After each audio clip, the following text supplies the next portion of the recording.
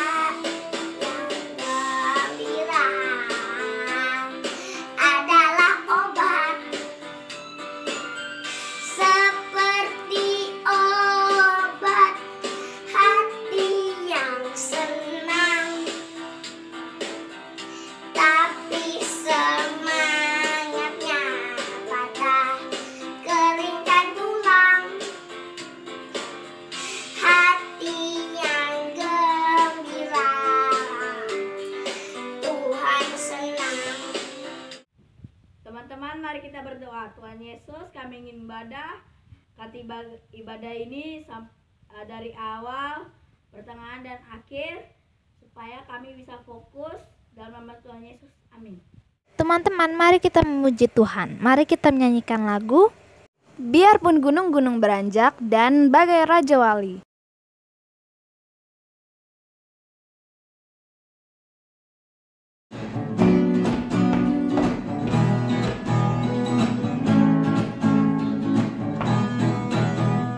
Biarpun gunung-gunung beranjak dan bukit-bukit pun bergoyang, namun kasih setiamu tak akan beranjak barimu.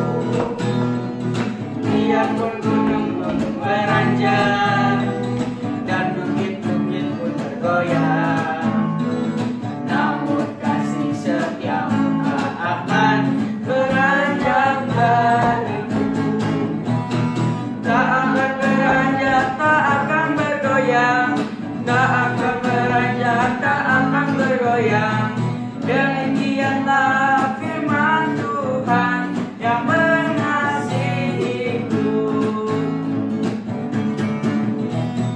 Biarpun gunung-gunung beranjak dan bukit-bukit pun bergoyang, namun kasih setiamu tak akan beranjak dariku. Biarpun gunung-gunung beranjak dan bukit-bukit pun bergoyang, namun kasih setiamu tak akan beranjak dariku. Tak akan beranjak, tak akan bergoyang, tak akan beranjak, tak akan bergoyang. Demikianlah firman Tuhan yang mengasihiku. Tak akan beranjak, tak akan bergoyang, tak akan beranjak, tak akan bergoyang. Demikianlah firman Tuhan yang mengasihiku.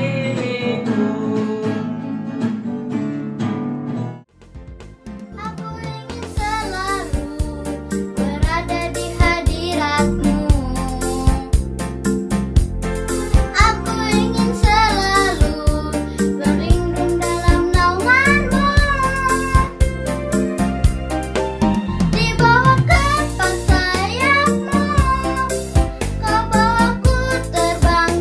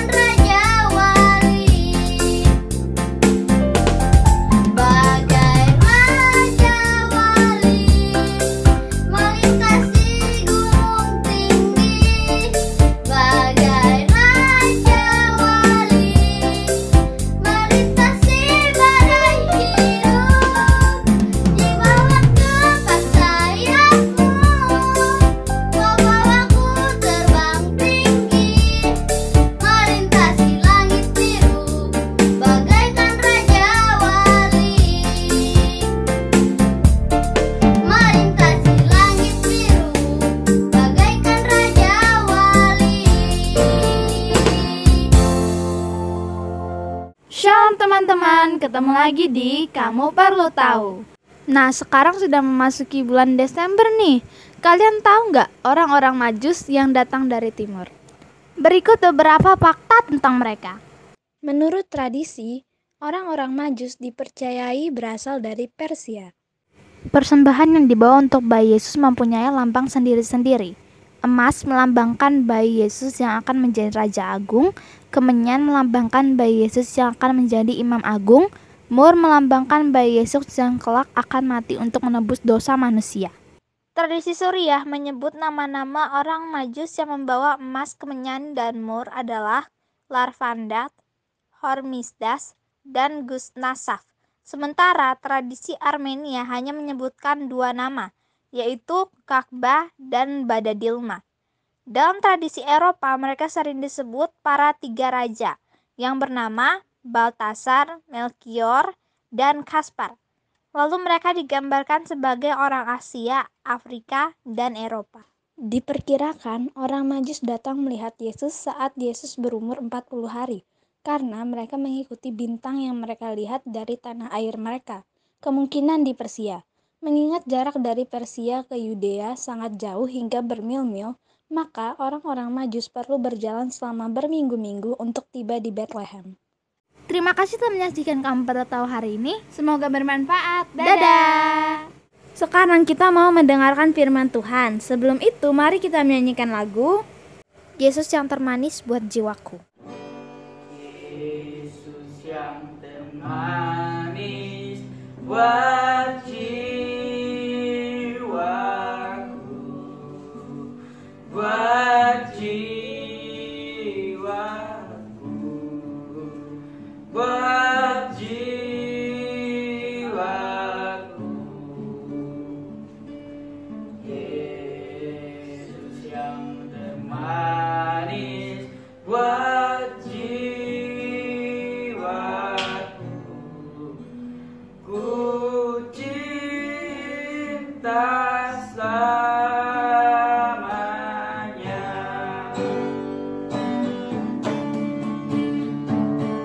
Yesus yang termanis buat jiwaku, buat jiwaku, buat jiwaku.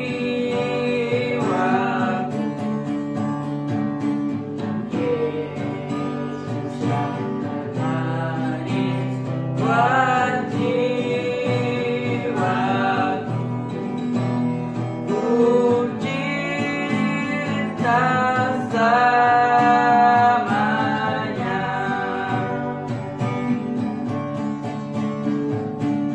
Yesus yang termanis buat Bapakku, buat Mamaku, buat Kakakku. Yesus yang termanis buat adikku, ku cinta selamanya.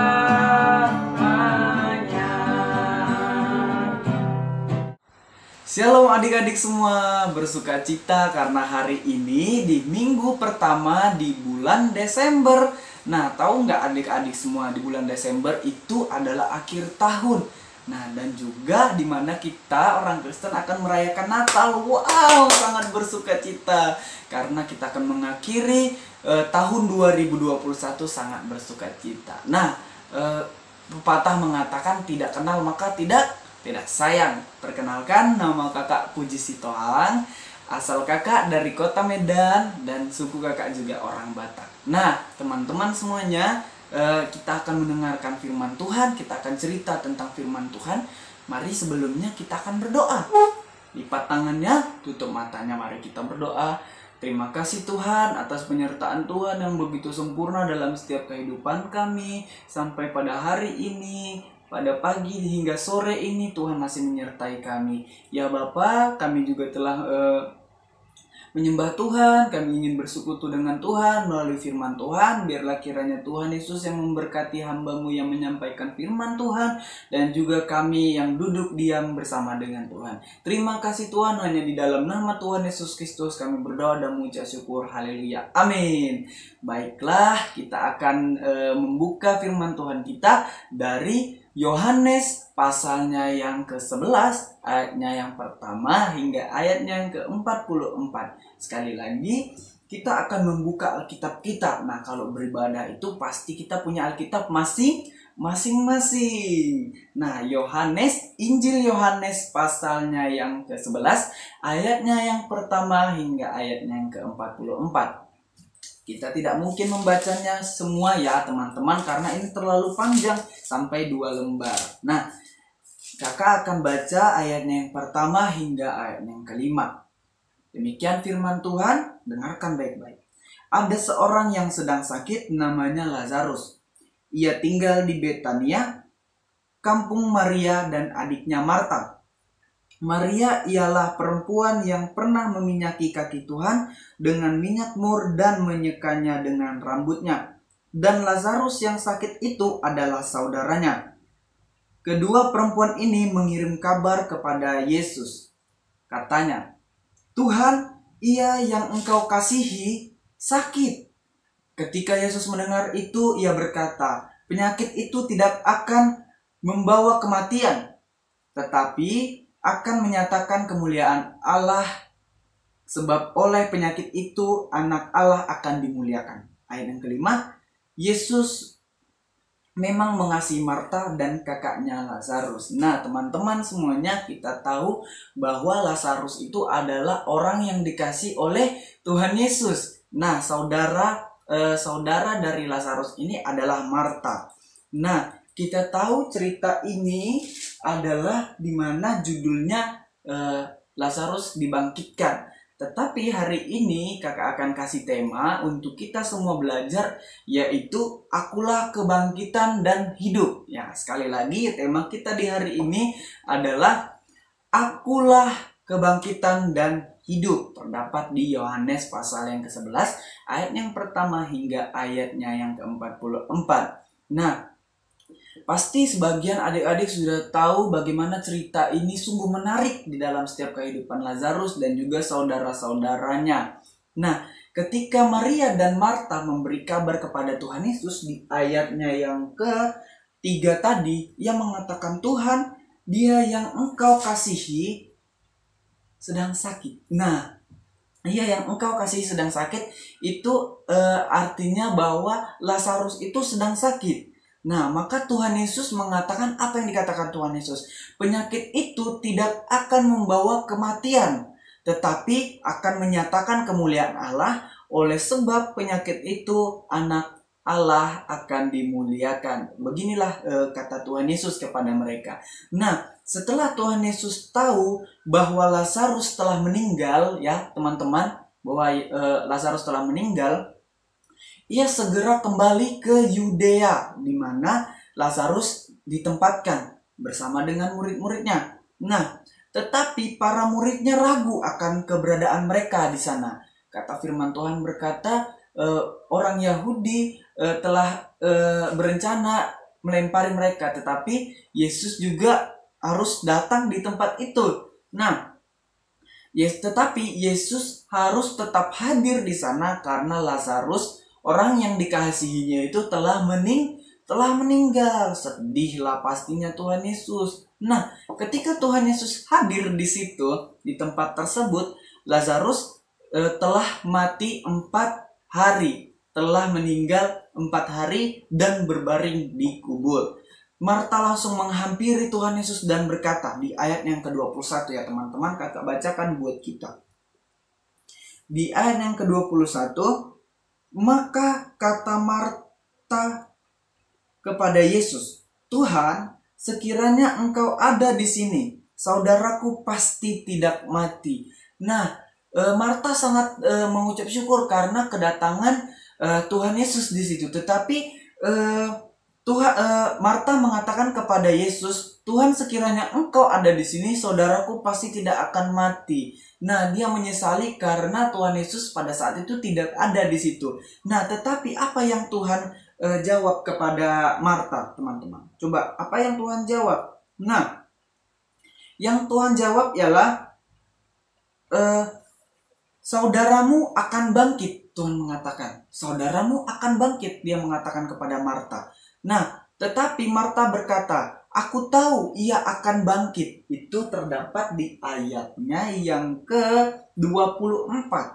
Kata Marta kepadanya, "Aku tahu bahwa ia akan bangkit dan pada waktu orang-orang bangkit pada akhir zaman." Nah, kita tahu bersama bahwa teman-teman, Tuhan Yesus mengatakan bahwa saudaramu akan bangkit, tetapi yang Marta katakan adalah sebaliknya. Dia akan bangkit pada saat semua umat manusia telah meninggal dan akan bangkit bersama-sama.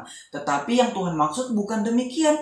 Yang Tuhan maksud itu bukanlah seperti itu. Nah, ketika itu dan Tuhan Yesus berkata, nah ini yang sangat menarik teman-teman. Tuhan Yesus berkata di ayat yang ke-25, kita baca bersama-sama. Jawab Yesus, "Akulah kebangkitan dan hidup. Barang siapa percaya kepadaku, ia akan hidup walaupun ia sudah mati." Nah, ini sungguh menarik ya teman-teman semuanya. Ini sungguh luar biasa Tuhan kita yang tidak ada yang dapat menyamakan Tuhan kita seperti itu. Nah, dan Marta pada saat itu percaya kepada Tuhan bahwa Tuhan Yesus adalah benar-benar Tuhan. Dan ia sungguh percaya kepada Tuhan. Nah, ketika Maria dan orang-orang Yahudi menghampiri Tuhan Yesus, lalu sedihlah Tuhan dan menangislah bersama-sama dengan mereka. Nah, adik-adik semuanya, Tuhan Yesus ikut sedih kepada mereka, ikut nangis bersama-sama dengan mereka. Itu adalah cinta mereka, cinta Tuhan kepada mereka. Seperti cinta kepada sesama manusia. Nah, kita tahu bahwa Tuhan itu sangat mencintai kita, sangat mencintai adik-adik, sangat mencintai kakak, sangat mencintai orang tua kita, dan juga teman-teman dan saudara-saudara kita semua. Maka dari itu, kita tidak selayaknya, tidak sepatutnya kita menjauh daripada Tuhan. Tidak sepatutnya kita benci kepada Tuhan. Nah, cinta Tuhan Yesus kepada manusia tidak ada duanya ya teman-teman, tidak ada duanya. Hanya satu adalah cinta Tuhan Yesus kepada kita. Nah, setelah itu mereka pergi ke suatu tempat di mana Lazarus dikuburkan. Setelah sampai di tempat itu, Tuhan Yesus berkata, "Angkat batu itu." Nah, Tuhan Yesus berkata, "Angkat batu itu." Di ayatnya yang ke-39. Ya, Yohanes pasal 11 ayat 39. Ya, kata Yesus, "Angkat batu itu." Marta, saudara orang yang meninggal itu, berkata kepadanya. Nah, berkata lagi Marta kepada Tuhan, "Tuhan, ia sudah berbau, sebab sudah 4 hari ia mati." Nah, ia juga masih nggak percaya di sini kalau Tuhan tuh sanggup menolong Lazarus dan sanggup menghidupkan orang yang sudah mati. Karena firman Tuhan katakan tadi, "Akulah kebangkitan dan hidup." Selanjutnya Yesus berkata, jawab Yesus, "Bukankah sudah kukatakan kepadamu, jikalau engkau percaya, engkau akan melihat kemuliaan Allah." Inilah yang dikatakan Yesus sebelumnya teman-teman. Yang dikatakan Yesus sebelumnya. Tadi yang kakak bahas yaitu ketika Yesus mendengar bahwa Lazarus ini sakit, ia tidak datang ke sana. Nah, Yesus berkata kepada Marta dan Maria bahwa Yesus ketika dia meninggal, mereka akan melihat kemuliaan Allah. Maka dari itu, disinilah diwujudkan kemuliaan Allah itu sangat besar buat Lazarus. Nah, teman-teman semuanya. Maka teman-teman semuanya, maka mereka akan mengangkat batu itu. Dan Yesus berdoa kepada Bapa di sorga. Seperti di ayatnya yang ke-42. Ayat 41, kakak baca ya. Maka mereka mengangkat batu itu, lalu Yesus mengadah ke langit ke atas dan berkata, "Bapa, aku mengucap syukur kepadamu karena Engkau telah mendengarkan aku. Aku tahu bahwa Engkau selalu mendengarkan aku, tetapi oleh karena orang banyak yang berdiri di sini mengelilingi aku mengatakannya supaya mereka percaya bahwa Engkaulah yang telah mengutus aku." Nah, teman-teman, di balik meninggalnya Lazarus, Tuhan juga ingin menunjukkan kuasanya karena Tuhan tahu, Tuhan ingin mereka semua tahu bahwa Tuhan Yesus adalah anak Allah yang penuh dengan kemuliaan Allah. Nah, baiklah teman-teman semuanya, setelah mereka mengangkat batu itu, apa yang terjadi? Maka Lazarus bangkit dari kematian. Itu adalah suatu karya yang luar biasa yang pernah Tuhan Yesus lakukan untuk Lazarus dan juga untuk kita semua. Nah, Tuhan Yesus berkata, "Lazarus, marilah keluar." Dan kemudian keluarlah Lazarus dari kuburan itu. Nah, siapa coba yang gak heran akan kebaikan Tuhan? Siapa coba yang gak takut akan Tuhan seperti itu? Ia membangkitkan orang mati, ia menyembuhkan orang lumpuh, dan juga mencelikakan orang yang buta. Betapa hebat Tuhan kita kan? Nah, tapi teman-teman semuanya, apa yang kita dapatkan melalui firman Tuhan ini? Nah, sangat banyak pelajaran yang ingin kita pelajari di sini, sangat banyak teman-teman. Tetapi baiklah kita lebih mendengarkan firman Tuhan, lebih mendengarkan isi hati Tuhan, karena Tuhan itu sangat ajaib dalam setiap kehidupan kita. Ya, nah, berkatnya sangat banyak yang akan kita dapat dari cerita ini. Nah, mengapa kita sebagai anak-anak Tuhan harus percaya kepada Dia?